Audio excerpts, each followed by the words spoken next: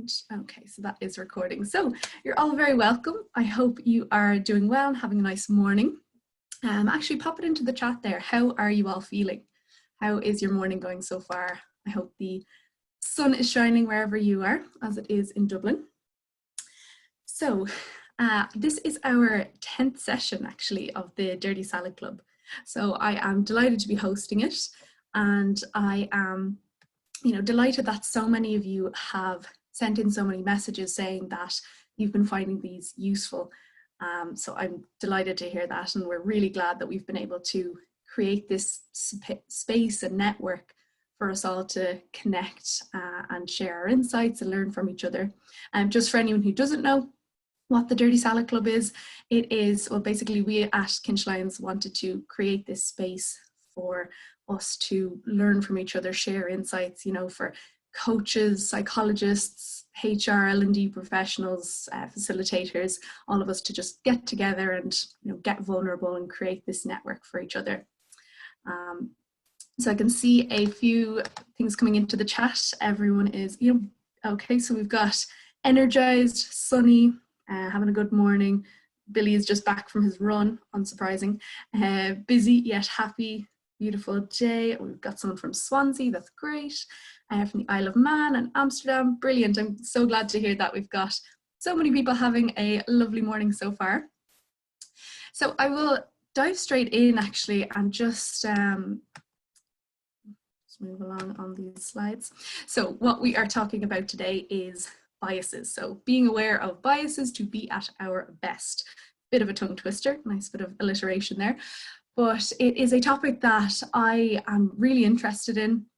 I think that it has a lot of different implications on, our decision making, how we work as part of a team, the diversity and inclusion in our organizations, all really, really important factors for success. So I think it's something that's definitely worth paying attention to, is being aware of the biases that we all do naturally have, unfortunately. For anyone who doesn't know, my name is Julie. I'm a business psychologist with Kinch Lyons. And as I said, what we are talking about today is these biases, these shortcuts that our mind naturally will take, unfortunately. What are these biases? How can we manage them? How can we understand them better? What kind of steps or actions can we take? Okay, so I want to start off with a little visualization, a little bit of an activity to get you guys thinking. Okay, so I'm going to tell you a story, and I want you to picture it as clearly and vividly as you can. Okay, so try and get a clear picture of this as I tell you it. You can close your eyes if you want, whatever makes it easier. Okay, so I went for a walk the other morning. It was a lovely day, so I decided I would go for a little walk. I got up and I left my house and I ran into my neighbours. They are a married couple who have 2 young kids. So we were just discussing, how they're getting on in lockdown.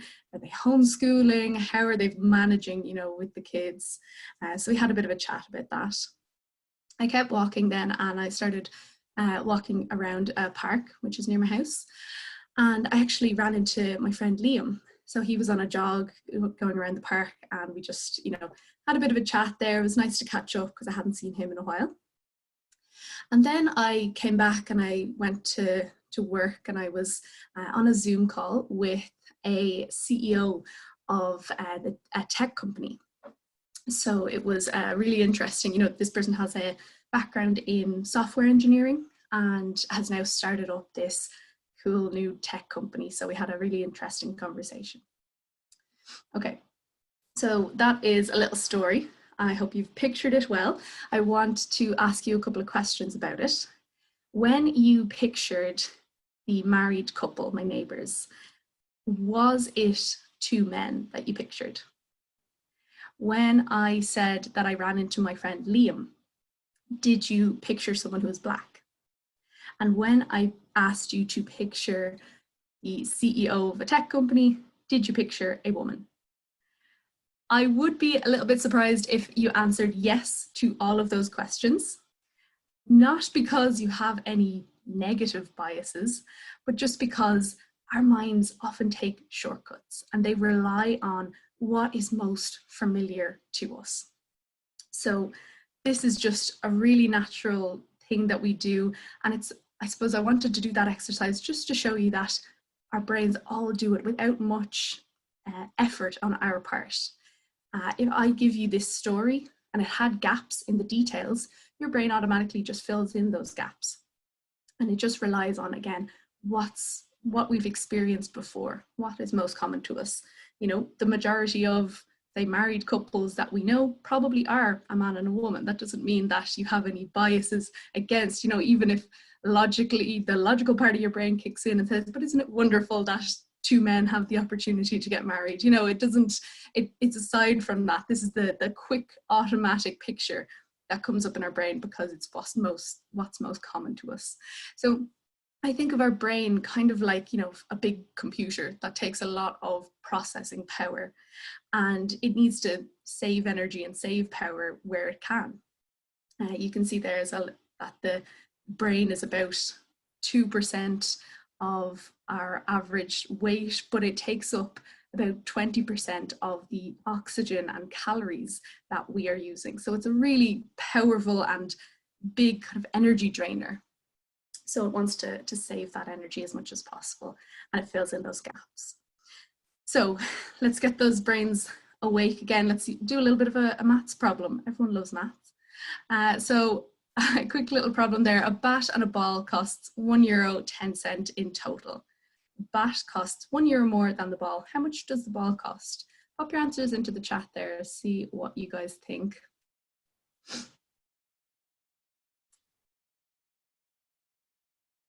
Okay, so some people saying 5 and some people saying 10 cents. So there's a bit of a difference there, which is perfectly normal. I wonder if the people saying 5 cents, have you seen it before, or are you just maths geniuses? Yeah, so some people saying 10 cents, which I think it is, yeah, Ev says she's seen it before. I think, yeah, anyone who's seen it before knows the answer. The answer is actually 5 cents. So this is a bit of an interesting one. It, you know, it seems quite obvious and intuitive. Okay, 10 cents, but when you actually break it down, well, the ball costs 5 cents. That means the bat costs €1.05, and together that costs €1.10. So this is again an illustration of the two different systems of thinking that we all have. You can see there, two different systems. One is called heuristic, one is analytic. You can basically think of them. System 1 is fast, system 2 is slow. So the heuristic, quick thinking, that is intuitive, that is taking shortcuts. That's when you see that problem, you think 10 cents. It's, you know, doesn't require much thinking. It's based on previous knowledge. On the other hand, you have the analytic, more slow and deliberate way of thinking. So if I said to you, you know, what is 74 times 142 divided by 6, you would look at that and go, okay, that requires a lot of effort. That is something that I need to, well, I mean, you could always get your calculator out, but if you were trying to figure it out by yourself, it would be something that clearly requires a lot of brain power, a lot of effort. The problem with that last maths problem that I showed you is that it tricks the brain into thinking there is a very simple solution. It goes, yeah, we don't need to engage that slow analytical thinking. We know the quick answer is 10 cents. And because of this, I suppose humans are what we call cognitive misers. We want to try and hang on to as much energy or brain power as we can. If we can think of it quickly, we will do so. Okay, so that's the issue with the maths problem that I showed you, is that it seems like a quick and easy solution. So these types of thinking, you can see it in this book by Daniel Kahneman, Thinking Fast and Slow. Billy Byrne actually mentioned it on his Dirty Salad Club session last week. And it's a brilliant book. You know, you can see there it won a Nobel Prize. It is all about this, how we think, you know, the differences with the thinking fast and slow. And I think these are really important to just be aware of, that where we can, we rely on the shortcuts, but that can obviously lead to errors in judgment. The word cognitive there is there a couple of times. I just want to sort of clarify what exactly that means. When I say cognition, that's talking about thinking and acquiring knowledge and understanding. So just so you're aware of that if you haven't come across the term before. So Daniel Kahneman there said that, you know, we're blind to our blindness. We've very little idea of how little we know. We're not really designed to understand how little we know. We're not, you know, designed to know that. But it is really important that we are aware of that. So a cognitive bias, as I mentioned the word cognitive there, and we've heard the term bias, but just so that we're all on the same terms and we know what we're talking about, it is a systematic error in thinking. So it's not just a random mistake, it's systematic. And basically how we perceive the world doesn't always match with reality. The way that you think about or remember a situation or an event can be biased for a number of reasons. Okay, so just so that we are all on the same page when we're talking about these different cognitive biases. And there are so many. Like, it was actually really difficult to narrow it down, fit this all into 45 minutes without overwhelming you. So I've just picked a couple that I think are quite relevant. And the way that I'm going to break it down is 3 different areas. First is biases in relation to how we interpret words, how we perceive language. The second is how we see other people, how we view them. And the third is how we work in a group. So those are the 3 different areas I will cover today. Okay, first of all, I want to get your input again. I'm going to use the poll function, which I've never used before, so hopefully that works. And I want you to tell me just how profound you think these statements are. Profound meaning, you know, of deep meaning, of important kind of significance. And I will give you these statements. So just at face value, how profound would you say that they are? So I am just going to launch the polling. So that should have hopefully popped up on your screens. And you have a read of each of those statements and just have a go saying, you know, how profound do you think they are? From not at all profound to very profound.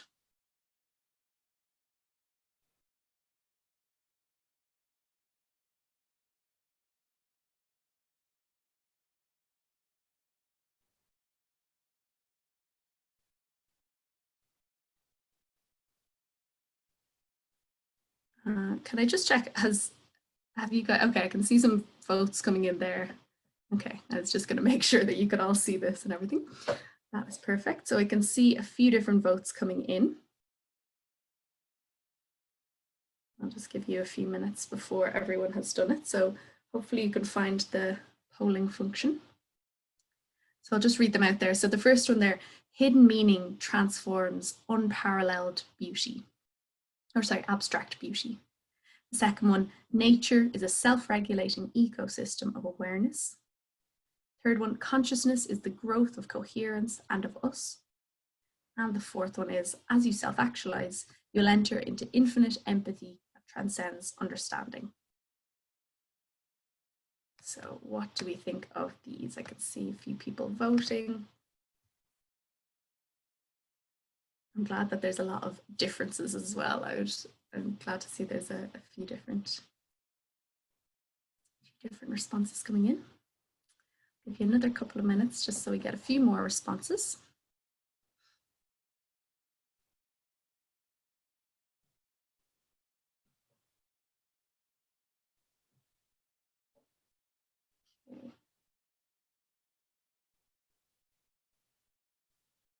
Okay, I'm just going to end the polling now. We've got most of people have given their answers, and I will share those, so hopefully you can see those on your screen. So the first one there, the most popular response is quite profound. So we can see there, you know, hidden meaning transforms unparalleled abstract beauty. Some people are saying it's not at all profound. Some people are saying it's very profound. The majority are somewhere in the middle. Nature is a self-regulating ecosystem of awareness. The most popular answer there is somewhat profound. Consciousness is the growth of coherence and of us. The majority of people actually said that that was very profound. And the fourth one, as you self-actualize, you'll enter into infinite empathy, and that transcends understanding. Again, the majority of people saying that that is very profound. Okay. So I am glad to see that there was quite a mixture there. Some people were finding them not at all profound. Some people were finding them very profound. So I'm just going to move on to the next slide. And basically, these statements that I just showed you were actually a mixture of either randomly generated sentences that were put into a generator that just compiled profound sounding words, or they were taken from tweets from a particular, I don't know what to call them, but kind of a guru type person. And these are actually what's called in the literature pseudo-profound bullshit.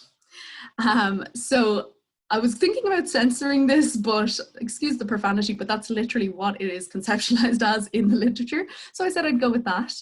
And it's by this guy, Gordon Pennycook, and his colleagues. They published this paper which basically measured how people respond to these kind of statements that are actually don't really convey any significant meaning. It's just these things that are designed to sound profound. And they have the correct, syntax and grammar is all fine. So it looks like it's a real sentence. It's not just gibberish, but it is constructed without real meaning or any kind of concern for facts. So it's different to lying, because lying is a deliberate manipulation of the truth. You can fact check it. Whereas this, it's just designed to sound impressive. It's designed to suit the purpose of the speaker. And so they created this, which is called the bullshit receptivity scale. And they asked people to rate how profound they found each of these statements. And they mixed it in with, actual really kind of deep and meaningful quotes, and they mixed it in with a few other statements. This is actually what I did my undergraduate research on. I think that it was just very timely. I was doing my research around the time of 2016 and 17. So Trump and Brexit, there's a lot of information going around, a lot of, potentially empty promises or things that are designed to sound impressive, but maybe don't actually really convey much meaning. So they created this bullshit receptivity scale, and there's been a few different interesting studies as well done with that scale. For example, there were a couple of researchers who surveyed American voters and the different, they have different kind of political views. So conservatives, Republicans, or kind of liberal and Democrats. And they found that people who were more conservative in their political beliefs were more inclined to rate bullshit as profound, which is quite interesting, I think. So that is, there's a few different studies done with that. So I used that with my own research, and I manipulated the source. I wanted to see if, if it's coming from a Harvard professor, are you more likely to say it's profound compared to, say, some kind of shady politician or something like that. I think that this, again, it's just so timely at the moment, in this era that we're living in. Like, say, for example, Twitter, the necessity for tweets to be succinct, only 280 characters max, that can make it more susceptible to this kind of bullshit. And this guy, Harry Frankfurt, believes that it is a greater enemy of the truth than lies are. So I think that nowadays, we can, regardless of what our beliefs or perspectives are, we can just say, well, I can find something that will support that. And it doesn't need to be based in fact. You can see there that bottom left quote, I believe, therefore I'm right. There's a lot of that I just know. I don't need to see the fact. I don't need to see the data. I just know. And we're going a lot maybe with our feelings over facts sometimes, or we can just discredit just plain, your fake news. You've heard it a million times. You can just discredit someone's opinion and just, ignore that information if we want to, because there's so much information at the moment. You can't possibly process it all. So that is, I'm just going to have a quick look at Yeah, I'm just looking at the chat there, and yeah, if you want, I can share that paper, say by Pennycook, or the one where they were looking at American voters, or a few other ones. I can share that on the LinkedIn page if you're interested. For anyone who hasn't joined our LinkedIn page, or you can just search Dirty Salad Club on LinkedIn, and you can join that. I can also send it out because I can probably find it somewhere. It's probably somewhere rooted away on my laptop, so I can share that with you guys. But yeah, I do think that it is just such a timely thing, because at the moment, I feel that some people believe, the plural of anecdotes is data, and it really isn't. We need the actual kind of empirical evidence, rather than just going with what our feelings are. And that's so important to remember, when we're, like, say, for example, if we're coaches, or we're, designing some kind of training, bearing in mind that we're not just going with the first link on Google. That leads to what I think, this is an illustration of confirmation bias. I've heard the rhetoric from both sides, time to do my own research on it. And the first thing that you search agrees with what you already believe. You don't need to think about it any further. You go, brilliant, yeah, I've got it. So confirmation bias is basically where we are more likely to find and remember and place emphasis on information that already supports what we believe. So that is a really important one to bear in mind. I think that ties in with a lot of different beliefs, is that just going with, what comes, that'll come fresh to our minds because it, supports what we already believe. So it's a really important one to bear in mind when we're sharing information with others. Okay. So going on then to the second area of bias, which is how we see other people. Again, there were so many that we could have talked about today, so I'm just going to focus on 3. First one there, egocentrism. And this is basically that we naturally tend to assume that others share the same perspective or perception as we do. We can sometimes find it difficult to understand another person's opinion or view, that it may be completely different to our own. And that might just be our natural tendency. Again, we can engage in more logical thinking and realize, oh, hang on a sec, they see it differently because, or they have a different personality to me, so they are going to go about this work differently. It's just the natural tendency is that we can sometimes believe, well, these people must think the same way as I do. They're weird if they don't. So again, that's worth bearing in mind, that we all have our own personalities and values and culture and upbringing. All of these are going to be really different depending on the people. So it's important to bear that in mind. The second one then, in-group bias. We tend to favor people that we like and people who are like us, and we can exclude and judge people who are different. Even if those groups are arbitrary, like if I decided, okay, I'm going to split everyone down the middle, we've got Dirty Salad Club A on one side, Dirty Salad Club B on the other side, and you're going to compete, you'd probably start to see, similarities within your in-group and maybe find differences about what makes you different from the other group. Some research has shown that we just favor people who are like us and who are who we already like. And that, of course, can have big implications, say, for example, in hiring decisions. If we're thinking, oh, I don't know, that person seems like they might not fit in here. Is that a result of the in-group bias? It's really worth bearing in mind. And then the third one I was going to look at is attribution bias, or fundamental attribution error. So how do we attribute the causes of something? So when we are looking at other people, we tend to overemphasize their character over situational factors. So for example there, we judge others on their actions, but we judge ourselves based on our intent. So if we see someone doing something poorly, we might say that person is ineffective. They've made these mistakes, they're ineffective, or they're lazy, or they're unintelligent.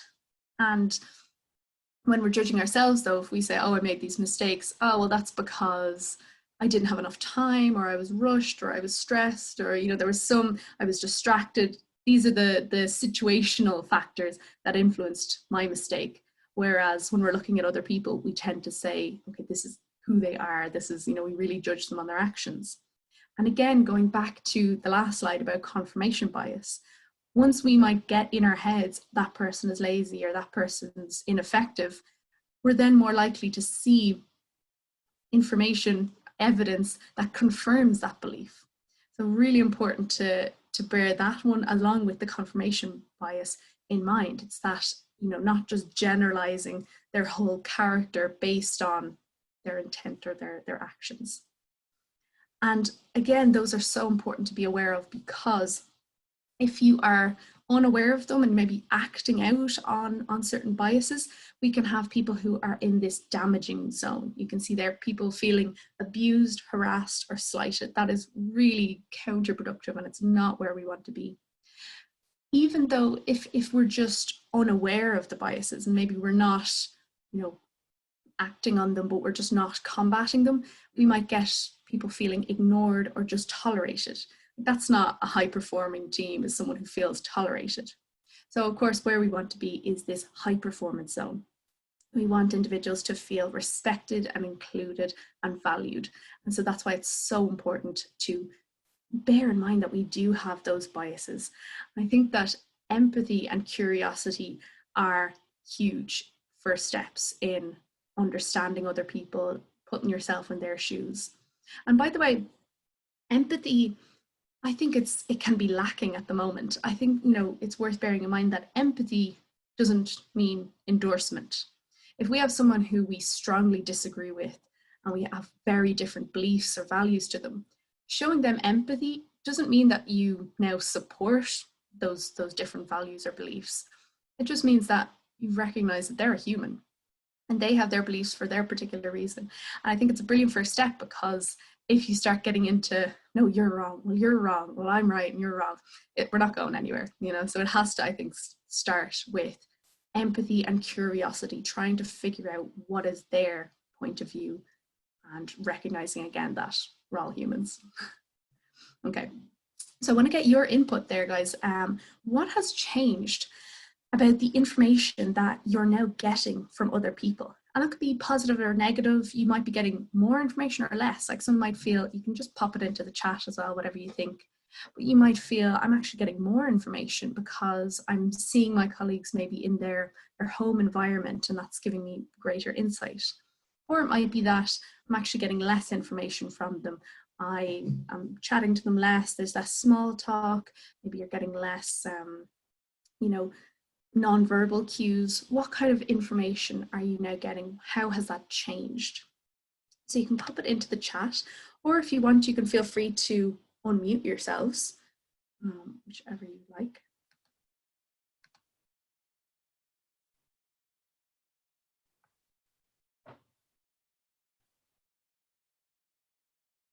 Okay, so let's see what is coming up in the chat.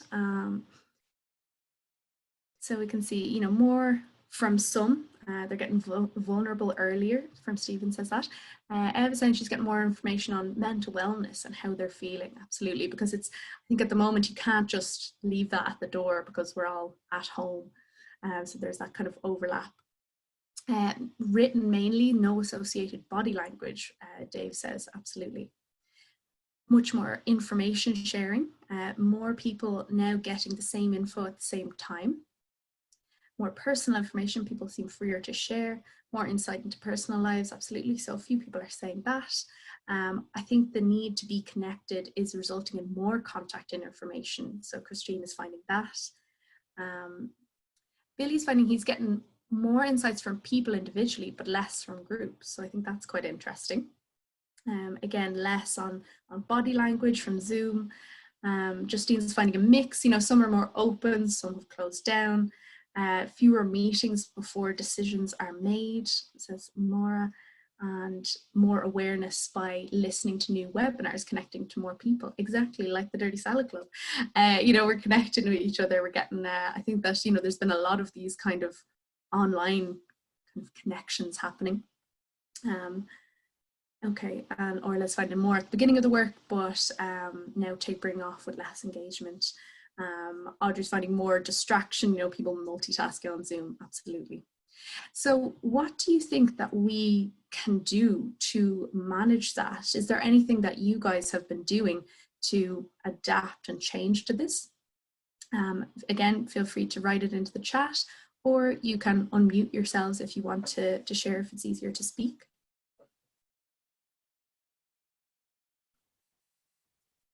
Julie, it's okay if I share? Yeah, of course, go ahead. I found at the start, I was getting a lot of information from a lot of different businesses about webinars and going online and listening to, this, that. And I found myself listening to too much. And I was getting too much information, and it lacked probably a bit of focus. Yeah. And I really had to narrow the thing down into the sort of couple of key things that I sort of work in a few areas, because I was nearly being a jack of all trades. Yeah, exactly. Yeah, so I found the answer to sort of narrow down what's really, really important to help me, rather than having lots of information and not really studying and going deep into sort of specific areas. So that's what I found. I've narrowed the thing down now, just a number of things that are catching my attention that I'm really, really interested in. Yeah, brilliant. And how have you noticed, has there been an impact of that? Are you do you find you're taking on more information? Yeah. I would follow up then maybe and do a bit more reading on specific things that catch my attention that I'm really interested in, and shy away from invites and to other things that they may be interested in or could be interested in. I find myself going on to a webinar maybe for 1 minute and then just going off it, which I previously wouldn't have done at the start. So it's more following up and getting more detail in a couple of really, really interesting topics and things that I'm interested in. Yeah, absolutely. Brilliant. Thank you so much for sharing. I'll read a couple of the things that are coming in at the chat there.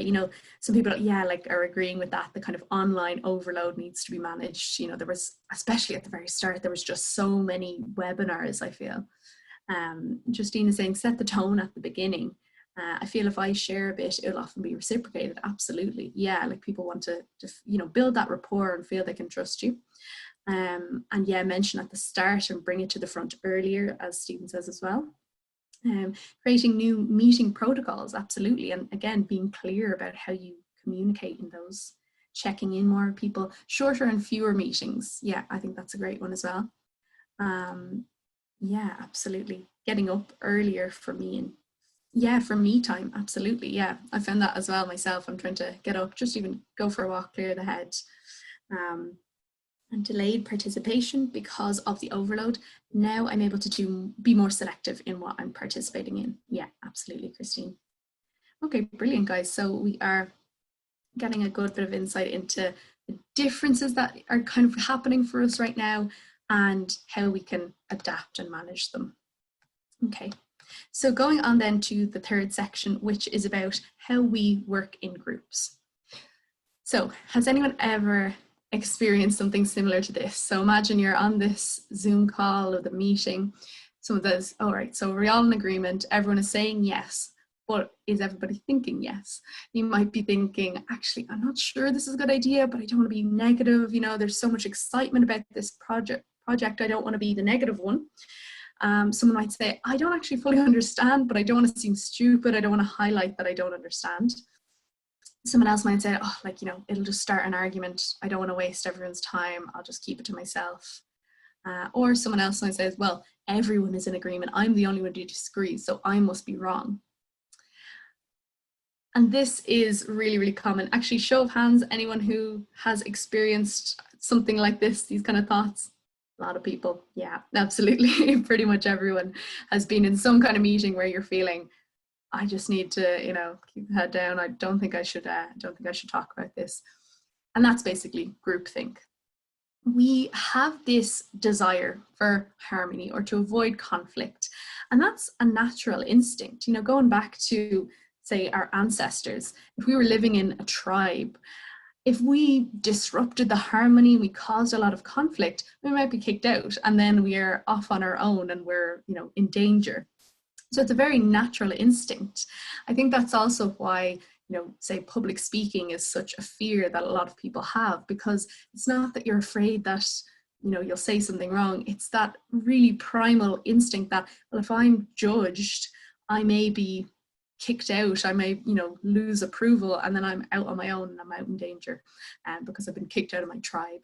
So it is a natural instinct, but it can then lead to irrational or dysfunctional decision making. I'm sure we all have countless examples of that. What do you guys think? What can we do to avoid this problem? Again, feel free to write down into the chat, or you can unmute yourselves. How can we avoid groupthink?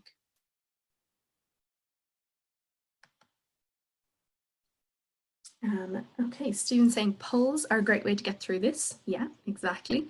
Even the anonymous polls, like, you know, the polls I used today were anonymous. You couldn't see, oh, this person said that. That's actually a really good idea. Insist on diversity in groups, absolutely. From Dave says that. Have a black hat person, Billy says. Yeah, so having someone who has to wear a different hat and has to challenge the decision making. Breakout groups in Zoom, absolutely, because I think sometimes in the bigger groups we can get lost or might feel I don't want to speak up in front of the whole group. So yeah, breakout rooms. And that's, again, making use of the situation we're in now. We can do these virtually. So promote and encourage creative brainstorming, select one member of the team to play devil's advocate, challenge some individuals, you know, might not be in agreement before final decision, absolutely. Like if you know there's someone who's maybe a bit more quiet or a bit more reserved, make sure that they've had their voice as well. Address it at the beginning of the project or seminar. Yeah, like we need to be in full agreement. It's okay to disagree, exactly. Eva saying take 5 minutes at the beginning to settle everyone's mind. There's a perceived need to speak up, yeah. Encourage potential negatives as part of the discussion and encourage questioning.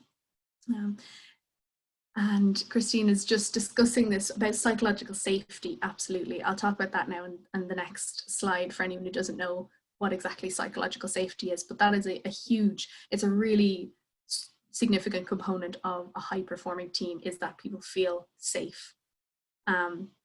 Yeah, Stephen's saying, ask, why could this not work? As managers always have an anonymous suggestion facility, absolutely. Yeah, again, if something comes to someone later, they might be able to voice it anonymously.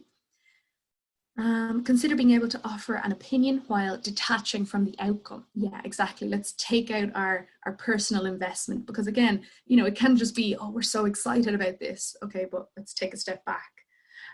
Encourage traffic light feedback across teams. There was a suggestion after the last crisis that every business board should include a psychologist. Okay, so yeah, maybe that awareness of the psychological safety, the decision-making process, absolutely. Okay, those are really, really good inputs, guys. That is brilliant. I'm going to just pop up a couple more slides that basically you have all covered, but just to even kind of highlight and bring them together. That first one that one person mentioned was psychological safety. And again, if anyone isn't familiar with it, it is this notion that it is okay to fail and to make a mistake. It's okay to speak up and voice disagreements, and actually it's celebrated. I think that really effective leaders realize that silence is not golden. If you're, you know, silence doesn't automatically mean that everyone is in agreement. So psychological safety, it came from, you know, Google did this project Aristotle, where it was looking at the components of high-performing teams, and found that, yeah, this perception of trust and safety and being able to take risks and make mistakes, that there won't be blame and punishment if they do something wrong, is really important for avoiding groupthink. Again, seeking diversity, and diversity isn't just, it's not always visible. We're talking about, you know, personalities or backgrounds or levels of experience. It might be, you know, various types of diversity or different perspectives, but that can always be valuable, can always enhance the decision-making process if the diversity is accepted and celebrated. And then again, devil's advocate, which we mentioned, you know, having that one person that must challenge the status quo. The Israeli army do something which is just called the 10th man. So if there are 10 people in a room and 9 of them agree on this issue, there has to be that 10th person who kind of looks for the problems. How might this not work? How do we challenge? How do we think creatively about it? Think outside the box? You know, all of these things. Okay, perfect. So I want then as well, if you guys can share, how else can we manage biases? So we've talked about a few different things. If you have any more inputs into that, I would love to hear them. Okay, so what else can we do to manage biases? So I can see they're high reliability organizations. Absolutely, yeah. Stephen's saying the language can be a real benefit also. Moving to prototyping versus trying allows the full 360 review. Willingness to change and adapt opinion, absolutely. Being agile, using personas to consider typical stakeholders. Yeah, I think that's a really good one. Need to recognize the bias exists, absolutely. So reminding yourself that, yeah, our brains do take those shortcuts naturally. Give people background so they understand why biases happen. They're not all negative, exactly. I kind of wanted to show you that at the very start by doing that, visualization activity where just reminding yourself that you have these maybe natural mental pictures that you automatically go to. In a crisis situation, we use a decision-making model, so joint decision-making model, absolutely, that is a good one. Brilliant, I can see those are really good inputs again. And I just want to, finally share a couple of the ones that I have, so which we have mostly talked about already. So just to kind of sum it up, it is worth examining and challenging your current beliefs. So like we said, recognizing that we all have biases. We all have, natural perceptions. Being willing to, having the courage and the bravery to challenge those and put yourself in someone else's shoes through empathy and curiosity. Again, reminding yourselves that being empathetic to someone is just humanizing them and hearing them out before you judge them. I think that that's something that, again, in the world that we're living in, it feels very my side versus your side. Again, in-group bias, if we look at they're a different group, they have different beliefs to us, I automatically disagree with them, I don't support their actions. That's not leading with, empathy and curiosity. So having the courage to challenge your beliefs and to put yourself in someone else's shoes. Again, embracing diversity, like we mentioned, that's not, it's visible and invisible diversity, the kind of cognitive diversity, gender, nationality, culture, personality, experience, etc. That's again reminding ourselves of the the hiring decisions we make. Is it, well, they don't have experience in this industry? Is that always a bad thing? Could that actually be a really great benefit? And the fourth one there is mindfulness. So research has shown that being mindful and practicing mindfulness can help us be more aware of and be better able to manage biases, because mindfulness is paying attention to the present moment non-judgmentally. I think that's such a key skill for becoming aware of what might be going on, at a level that we're not fully conscious of. So paying attention to the present moment non-judgmentally can help us manage those biases as well. Just a little, I suppose, resource if you guys are interested. You can do this test online. It's called the implicit association test.